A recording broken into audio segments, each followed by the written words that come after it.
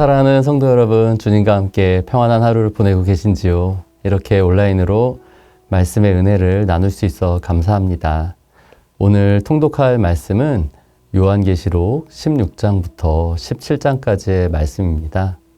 먼저 오늘 통독할 본문을 간략하게 정리해서 살펴보고 통독 가운데 개인적으로 받았던 은혜를 잠시 나누도록 하겠습니다.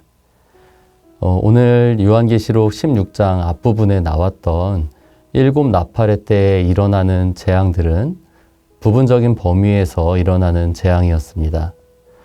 그것은 하나님이 주시는 경고의 일종으로 그 재난들 가운데에서 살아남은 사람들이 회개할 수 있도록 기회를 주는 것이 목적 중 하나였습니다.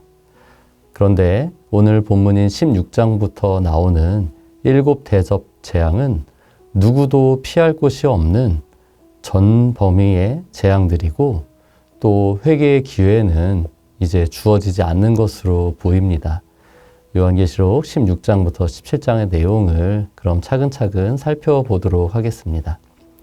16장 1절부터 2절에는 첫째 대접의 재앙이 나오고 있습니다. 첫째 천사가 대접을 땅에 쏟으니 짐승의 표를 받은 자들에게 악하고 독한 종기가 생깁니다. 이는 하나님을 거부하고 우상을 숭배하는 자들에 대한 심판을 상징하고 있습니다. 3절부터 7절에는 둘째와 셋째 대접의 재앙이 기록되어 있는데요. 바다와 강에 쏟아지는 그 재앙으로 인하여서 바다가 죽은 자의 피같이 되어 생물이 죽고 또 셋째 대접으로 인하여서는 강과 물 근원이 피가 된다라고 기록하고 있습니다. 천사는 이것을 의로운 심판이라고 선포를 하고 있습니다.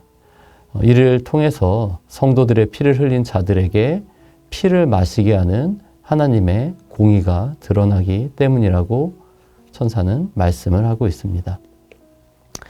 넷째 대접은 해가 권세를 받아 사람들을 태우니 사람들이 크게 태움을 받으면서도 하나님을 회방하고 회개하지 않는다는 내용이 기록되어 있습니다.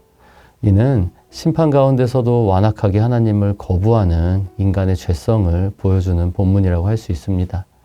이어서 10절부터 11절에는 다섯째 대접의 재앙이 기록되어 있는데요.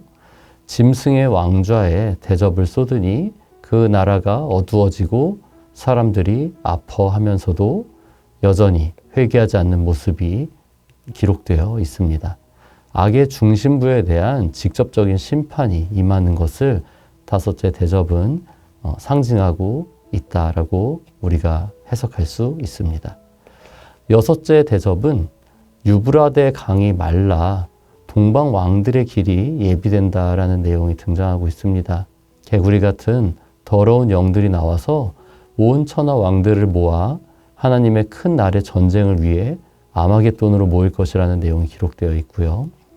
이어서 17절부터 21절까지는 7째 대접의 재앙이 나와 있는데 7째 천사가 대접을 공중에 쏟으니 되었다라는 음성이 들린다라고 말씀하고 있습니다. 큰 지진과 우박이 내리며 큰 성 바벨론이 세 갈래로 갈라지는 내용이 기록되어 있는데요. 이것은 하나님을 대적하는 모든 세력이 완전히 붕괴된다는 것을 상징하고 있습니다. 이어서 요한계시록 17장에는 큰 음녀 바벨론에 대한 말씀이 나옵니다. 17장 1절부터 6절까지는 7 머리와 10 뿔을 가진 붉은 짐승을 탄 음녀가 등장합니다. 그녀는 큰 바벨론이라 불리며 성도들의 피에 취해 있었습니다. 이는 역사 속에서 교회를 핍박하고 하나님의 백성을 죽인 모든 악한 권세를 상징하는 것으로 이해할 수 있습니다. 이어서 7절부터 14절에서는 짐승과 10 뿔의 의미를 말씀하고 있습니다. 천사가 그 짐승의 비밀을 설명을 하는 내용이 나오는데요. 7 머리는 7 왕이고 10 뿔은 10 왕입니다. 이들은 어린 양과 싸우지만 어린 양이 승리합니다. 이 내용은 역사 속 악한 권력들이 흥망성쇠하는 인류 역사 가운데에서도 궁극적으로 그리스도께서 승리하실 것임을 우리에게 말씀하고 있는 것으로 이해할 수 있을 것입니다. 이어서 15절부터 18절에는 열 뿔과 짐승이 음녀를 미워하여 망하게 하고 벌거벗기며 그 살을 먹고 불로 사르게 되는 내용이 나옵니다. 이는 악한 세력들이 서로를 공격하고 파괴할 것을 상징하고 있는 것으로 이해할 수 있을 것입니다. 그러나 우리가 기억해야 될 것은 이 모든 일들이 하나님의 주권 아래 일어나는 일이라는 것을 이 본문은 또한 우리에게 강조하고 있다는 사실입니다. 저는 오늘 본문을 통독하면서 묵상할 때와는 좀 다른 또 새로운 은혜를 경험할 수 있었던 것 같습니다. 그 중에서 좀 특별히 오늘은 요한계시록 17장 17절 말씀을 통해 받은 은혜를 잠시 나누도록 하겠습니다. 제가 17절을 한번 읽어드리도록 하겠습니다. 이는 하나님이 자기 뜻대로 할 마음을 그들에게 주사 한 뜻을 이루게 하시고 그들의 나라를 그 짐승에게 주게 하시되 하나님의 말씀이 응하기까지 하심이라.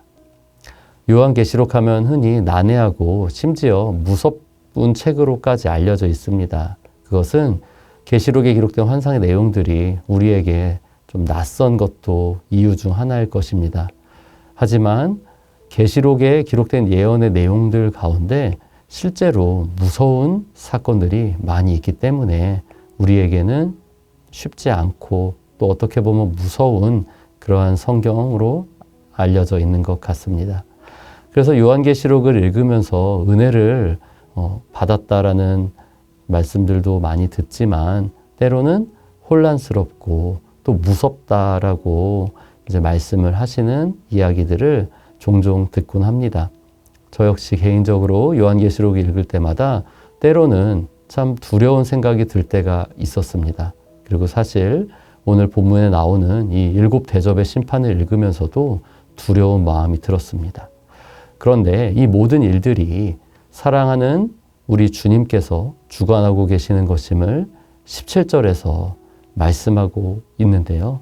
이 하나님의 말씀이 응하기까지 하심이라는 17절의 구절을 통해 하나님께서 모든 것을 주관하고 계시는구나라는 것을 확인할 수 있어서 그 모든 두려움들이 사라지고 마음의 평안이 임하는 것을 좀 경험할 수 있었습니다.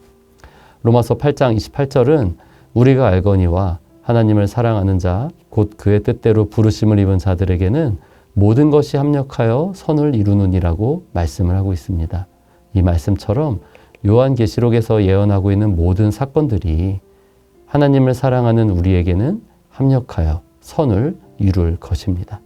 그러한 믿음을 가지고 마지막 때를 감사와 평안으로 사는 우리 성도님들 되시기를 예수님의 이름으로 축복합니다. 우리 잠시 기도하겠습니다. 사랑하는 나의 주님, 주님께서는 어제나 오늘이나 영원토록 동일하신 전능하신 왕이시자 사랑의 아버지이심을 고백합니다. 요한계시록에 예언하고 있는 말씀들이 아직은 다 이해가 되지 않고 때로는 말씀을 읽을 때 두려운 생각마저 들지만 하나님의 뜻대로 부르심을 입었기에 이 모든 것이 합력하여 선을 이루게 될 줄을 믿습니다. 두려워하지 말고 근심하지 말고 오늘 하루를 또 매일매일을 사랑하는 주님과 함께 동행하며 살아갈 수 있도록 말씀 안에서 평안을 누릴 수 있는 믿음을 주옵소서. 예수님의 이름으로 기도드립니다. 아멘.